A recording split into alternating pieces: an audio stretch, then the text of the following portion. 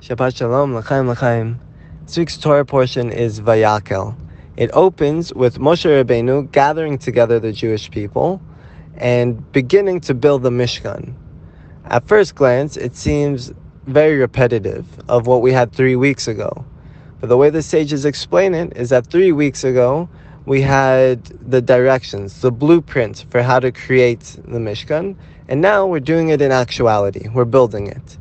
And Betzalel was the person chosen to lead this whole project.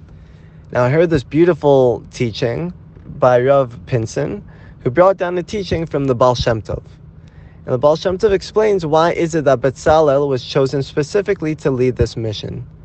And the reason he gives is because Betzalel, his name being Betzalel, is Betzalel, in the shadow of HaShem. And we know that the name reflects the soul, or the name reflects the essence, which is his soul.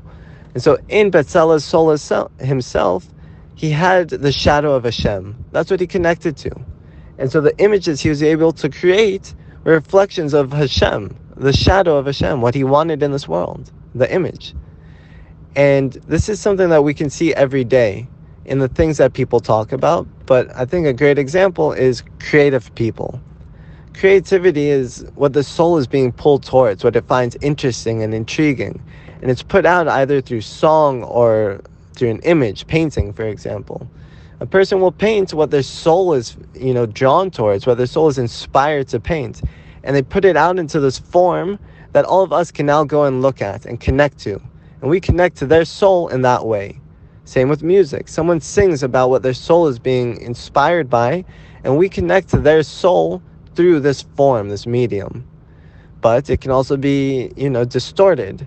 We could be listening to music that's coming from a soul that's really drawn towards the wrong things.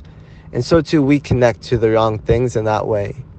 So it's a big lesson for all of us in not only what are we connecting to out in the world, what images are we seeing, what music are we listening to, which souls are we actually connecting to in that way, but also what are we putting out?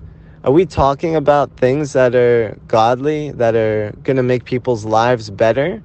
Or are we talking about things that show a reflection of our soul being, not towards the proper things, not raising people's self-esteem, not raising people's intellect?